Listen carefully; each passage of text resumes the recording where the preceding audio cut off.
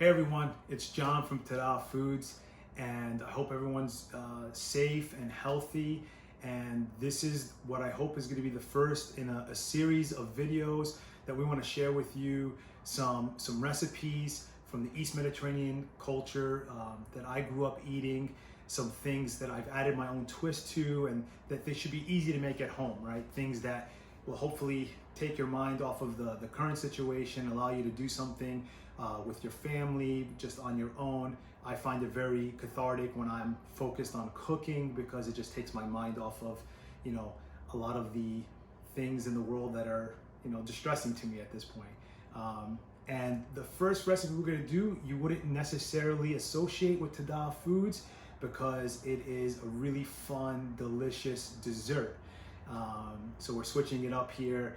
I find the exactness of baking to be even better as a stress reliever because you're really focused. It's not as freestyle as when I'm cooking and adding a little bit of this and a little bit of that. And the first thing that I'm going to teach you guys how to make in this series is a Middle Eastern dessert called Petite. Now, it's not the typical Petite that you would associate with French baking or cuisine. This is more of a spritz or a butter cookie, if you will. Now, I am gonna warn you, they are insanely addictive, but not that good for you because there's a lot of, clarified butter and sugar, but it's a wonderful treat. And if you enjoy it in moderation, it can help put a smile on your face and the faces of your family members. So we're gonna get into it and we'll start right Okay, let's just talk about the equipment you're gonna need in order to make this. You could be as fancy or as old school as you want. If you've got a stand mixer, that's great.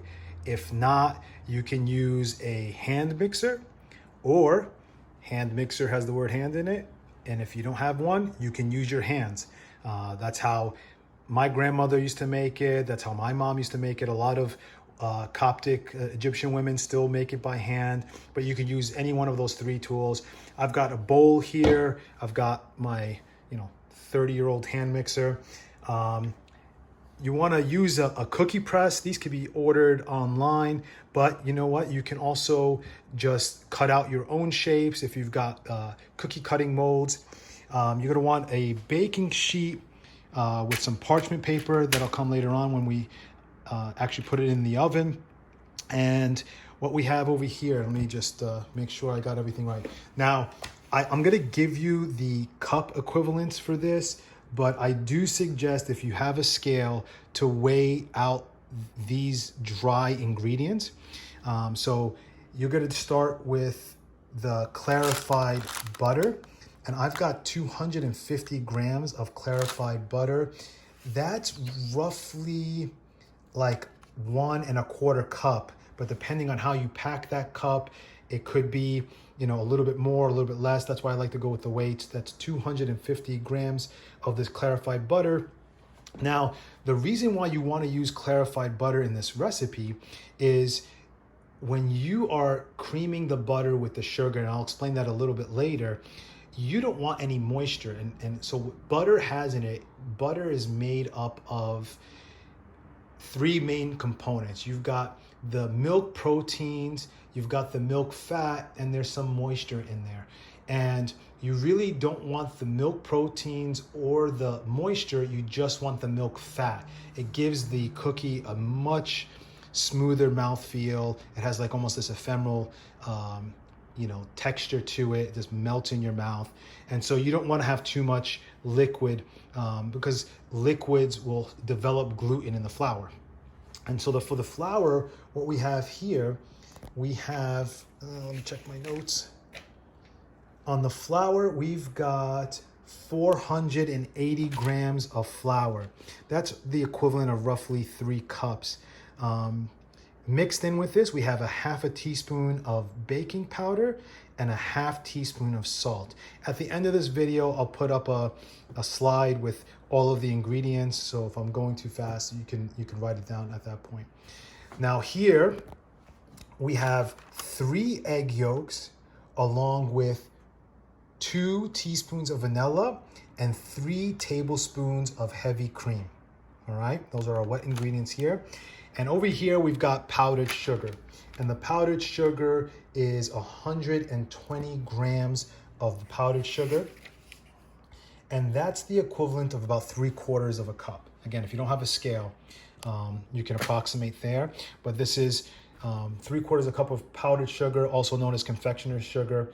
And this is really important. Now, you know, I'm gonna go into the recipe development in a second here, but use powdered sugar, not granulated sugar. It affects the texture, and this cookie is all about the texture. All right. All right, let's move on to the first step and probably the most important step of this recipe, and that is creaming the butter. Creaming butter is a process of taking butter, or in this case, clarified butter, and sugar. In this case, it's, you know, confectioner's or powdered sugar, and, you know, mixing it for a very long period of time, you know, on the order of about 3 to 5 minutes. What you're doing is you're forcing the sugar granules and into the fat, and they create these little microscopic bubbles. And when you do that long enough, you basically fluff up that butter. And that's the you know, the base of this before you add the wet ingredients, before you add the dry ingredients, the flour and everything else. It's really the key component here. Now, some people use in their recipes regular butter, some people use ghee, and there's slight differences between each of those.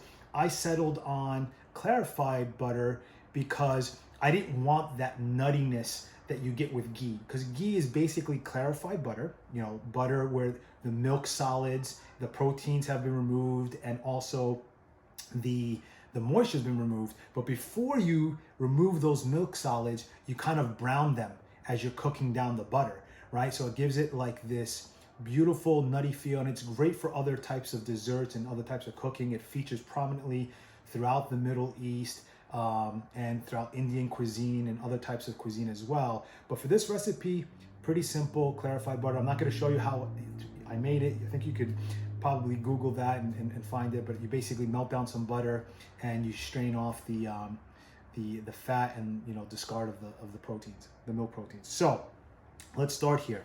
I am going to add I think it was 250 grams of this clarified butter here to my big bowl.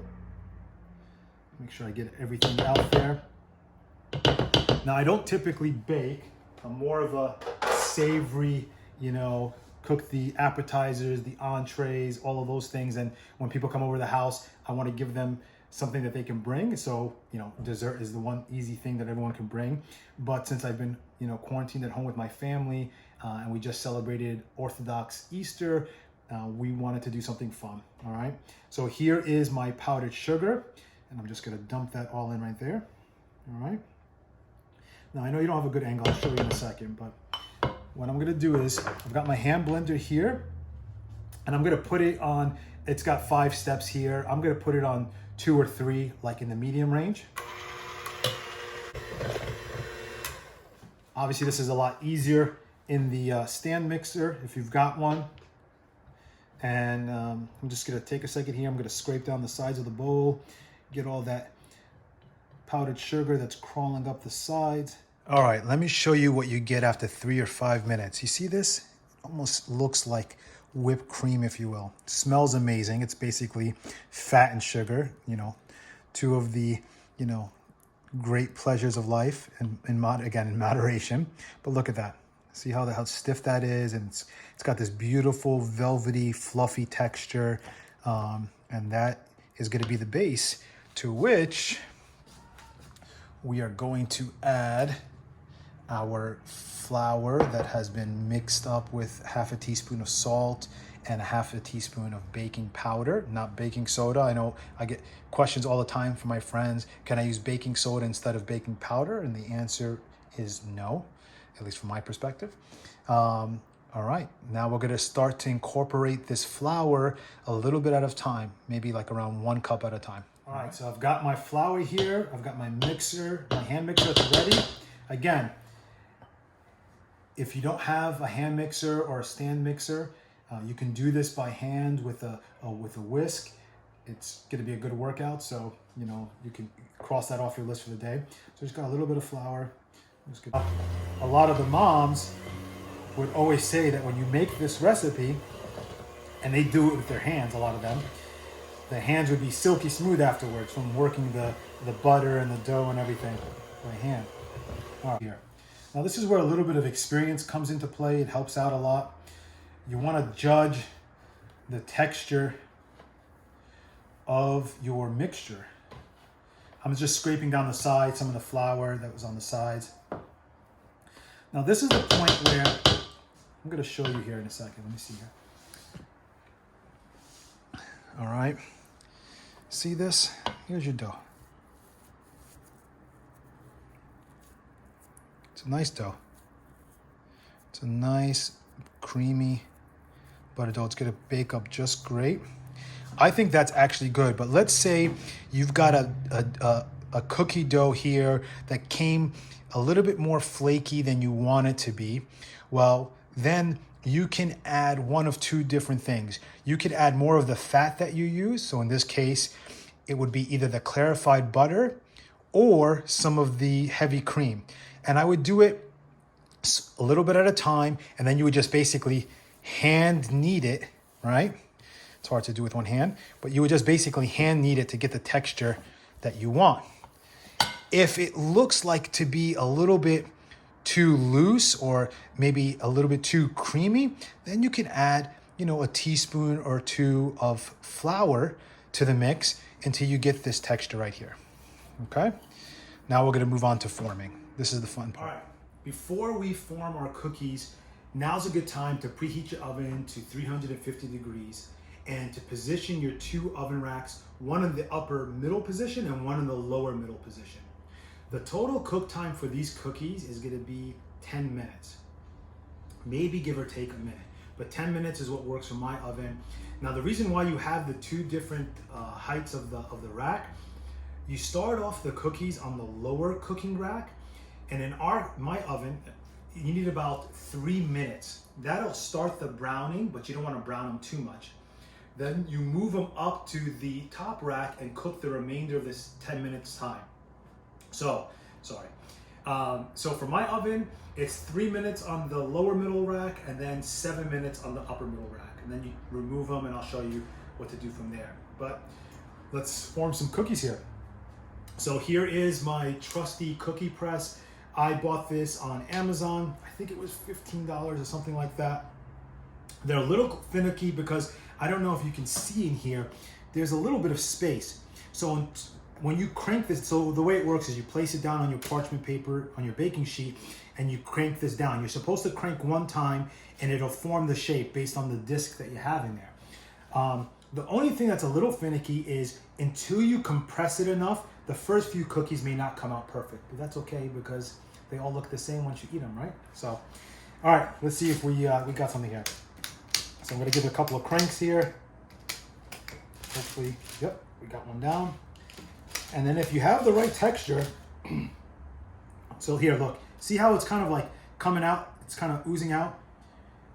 I created some pressure in there and it's still pushing the dough out of the bottom of the disc. Now, when this is flat and has something to press against, that's what forms your shape. All right, I'm just gonna take that. We don't wanna lose any of that. Just give this a couple more seconds to stop pushing out that dough. All right, and now, all right. Sometimes it doesn't release and you have to take it out, but here we go. They're not gorgeous yet, but hopefully you can see that. Now, let's grab this camera, get this oven open, and then